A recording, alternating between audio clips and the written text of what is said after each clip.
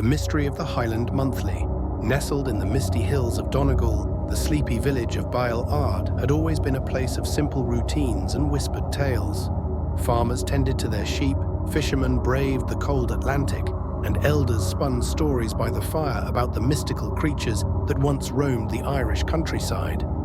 But in the fall of 1910, something peculiar happened in Baile Ard, something that set the town's imaginations aflame.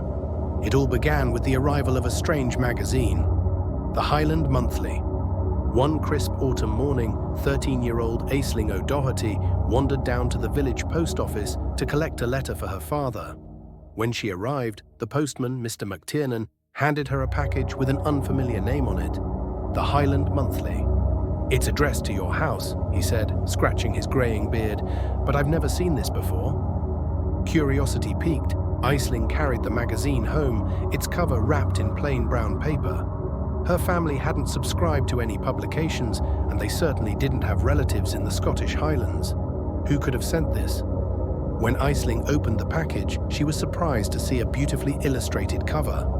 It depicted rolling green hills, mist-covered mountains, and a lone castle perched on a cliffside.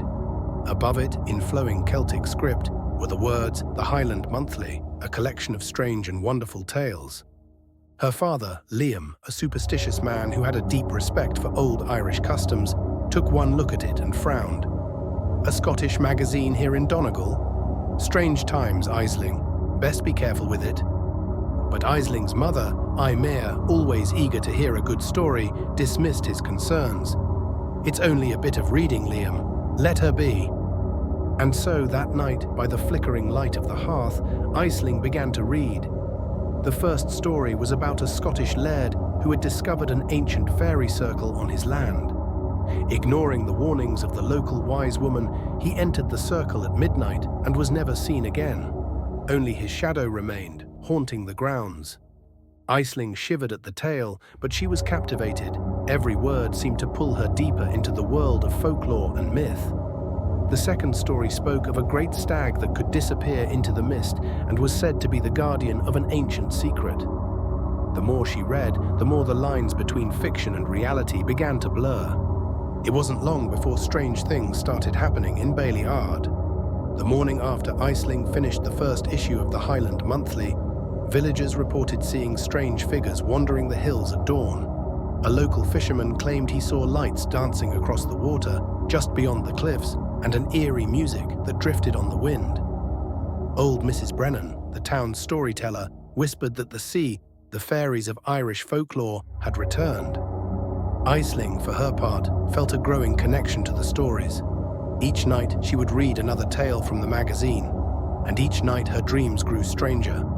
She dreamt of ancient forests where the trees whispered secrets, of castles lost to time, and of creatures she could never fully see but felt watching her from the shadows. Her father's unease grew with each passing day. "I don't like this, Aisling," he said one evening, his voice low. "There's something about that magazine that feels wrong." Aisling shrugged it off. "It's just stories, Da. There's nothing to worry about." But deep down, she wasn't so sure. The latest issue had arrived the previous week, and something about its stories felt different, darker. One story in particular lingered in her mind.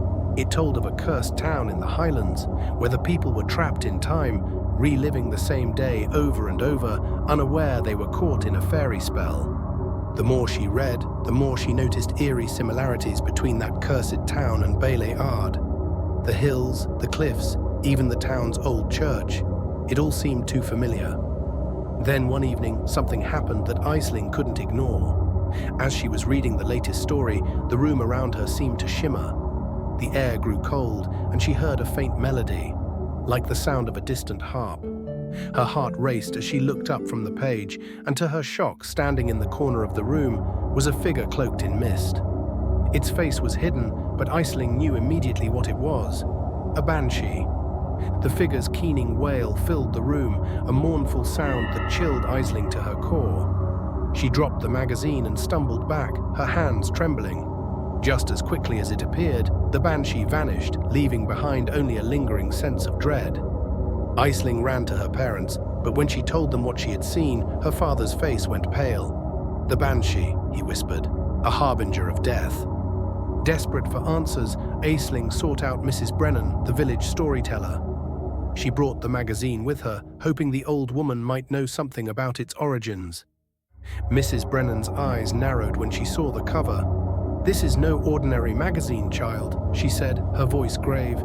"It's not just telling stories, it's weaving them into your life. The fairies, the sea, they're using it to cross over." "What do I do?" Aisling asked, fear tightening her chest. "The fairies crave attention, child.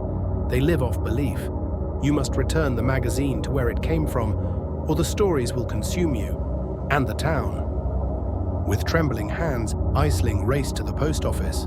She placed the magazine in a package, addressed it to the return address that had been stamped on the original brown wrapper, a mysterious publisher in the Scottish Highlands. As the package left Baile Ard, the strange occurrences stopped. The lights on the water disappeared, the haunting music ceased, and the eerie figures vanished from the hills. The next morning, the village returned to normal. Aisling, though relieved, couldn't shake the feeling that the stories were still out there, waiting. The magazine never returned. But even years later, on foggy nights, some say they hear the faint strains of a harp in the wind, and shadows dance across the hills just beyond sight.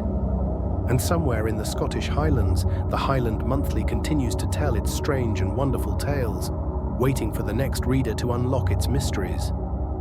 The end.